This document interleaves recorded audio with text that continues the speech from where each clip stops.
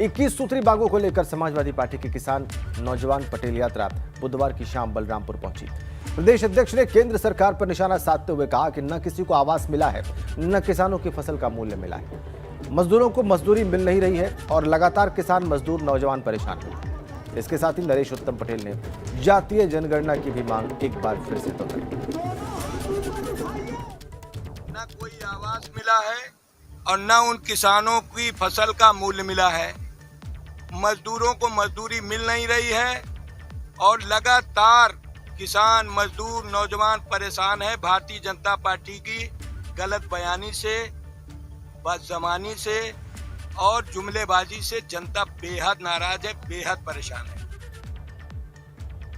वहीं इलाहाबाद उच्च न्यायालय ने गाय को लेकर बड़ी टिप्पणी की है। न्यायालय ने केंद्र सरकार को सुझाव दिया है कि गाय को राष्ट्रीय पशु घोषित किया जाना चाहिए।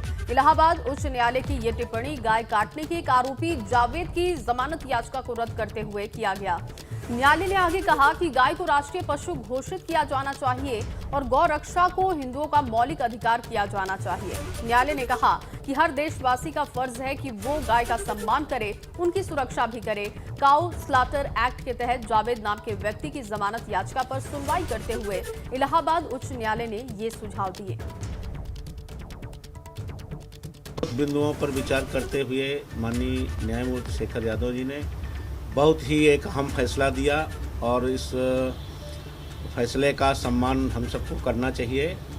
और गाय को उन्होंने कहा कि गाय हमारे यहाँ हमारी हिंदू संस्कृति से जुड़ा हुआ है और संस्कृति किसी देश की आत्मा होती है और गाय के कितने फ़ायदे हमारे यहाँ वेद पुराणों में प्राचीन काल से गाय के महत्व को बताया गया है और उस महत्व को उन्होंने इस फैसले पर पूरी तरह से अंकित किया है।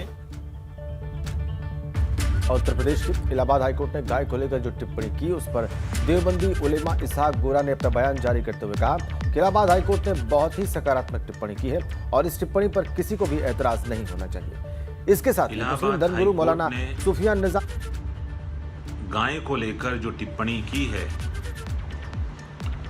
मैं समझता हूं कि ये बहुत पॉजिटिव टिप्पणी है। इस पर किसी को एतराज नहीं है और न ही होना चाहिए। हम लोगों ने बहुत पहले भी कहा है कि गाय जो है एक आस्था से जुड़ा हुआ मामला है।